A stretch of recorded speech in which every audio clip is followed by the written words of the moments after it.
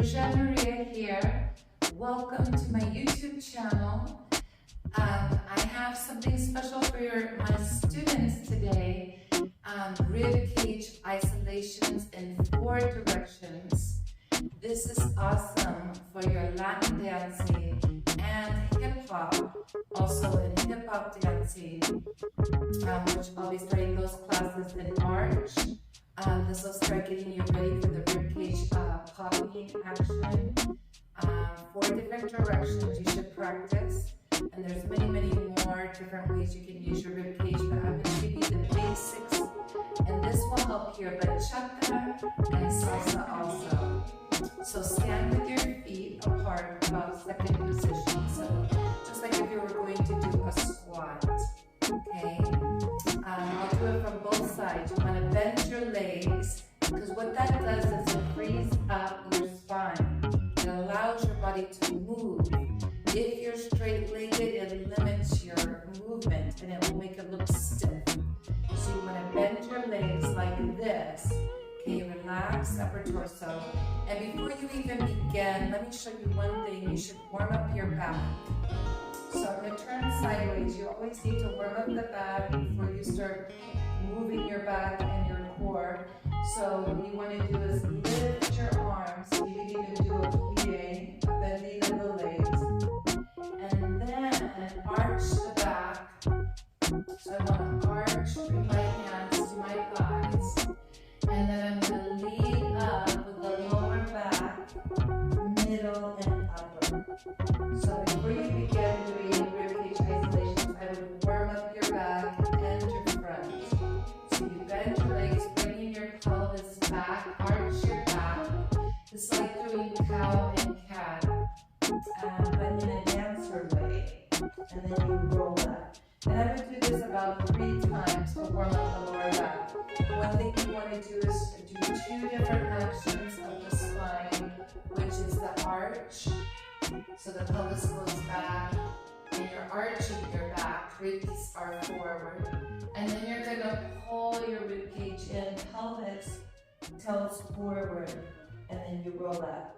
So once you warm up this part of your body, also kind of opens it up, you'll be able to move better. So you always want to warm up your body before doing movement. Okay, stand with your feet apart. Okay, if you're mirroring me, so if I start to my left side, you're going to start to your right. And then just keep your hands down here for now.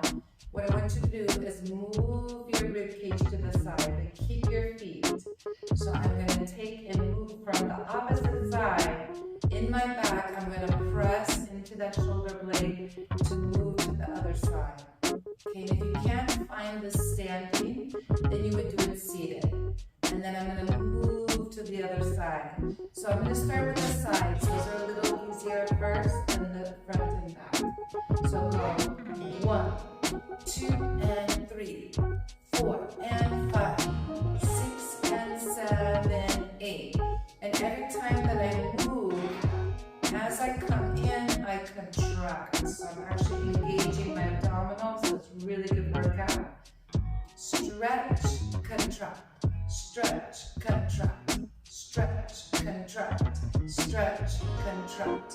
You can also do it straight to the side, but even when you go straight to the side, you must come in to move over. Okay? So I want you to do side to side, then go front to back.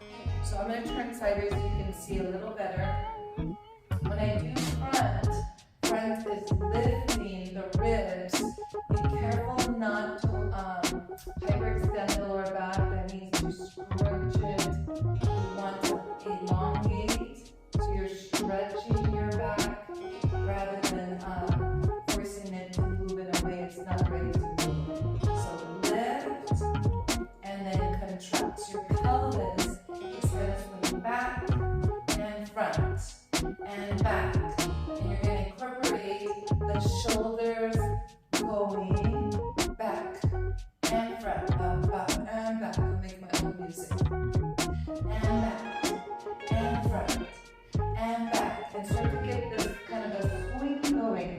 And so your body feels loose and it can move. Now we're going to connect the 4 sides. So start to your right. So we're going to go side, now go forward, now go side and back. So go 1, 2, 3, 4. Take it again, and 1, and 2, and 3, and 4. Now connect it in a circle. This is much more challenging for people to do, so it may take a lot of repetition before you can even feel this. But your goal is to be able to move both directions and circle.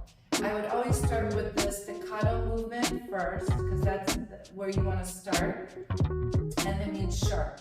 So when I move this way, so if you move to your left, left and front and side and back. Take it again, and 1, and 2, and 3, and 4. So do lots of reps. Put the music on.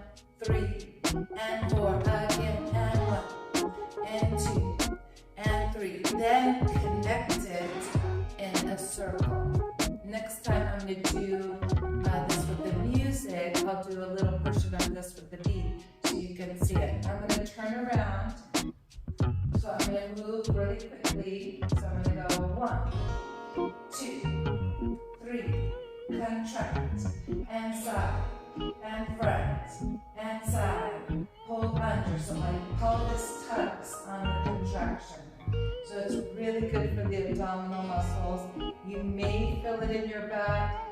That's pretty normal, but it shouldn't feel pain. So if you feel pain, then you've got to lighten up on how much you're tucking. That means your body is not ready for it, and make sure to stretch it properly before and after. So we have 1, 2, 3, 4, and 5, 6, 7, switch direction. 1, 2, 3, and 4, and 5, and 6, and 7. Now connect circular. So I'm going to turn sideways. I'll stay here so you can follow me. So move to the left, front, side, back, left, front, side. Now other way. Side, front, side, back, side, front, side, back. And once you master, I'd say it's a forever practice. It's something you want to do all the time because it's going to help your movement in your Latin and your hip hop, because you want to be able to move all directions with your rib cage. Start with this, and then remember to do the same stretch to finish. Lift, exhale, arch the back, contract, and even do this to kind of really do a nice stretch, and release, and then come up. You always must stretch before and after movement.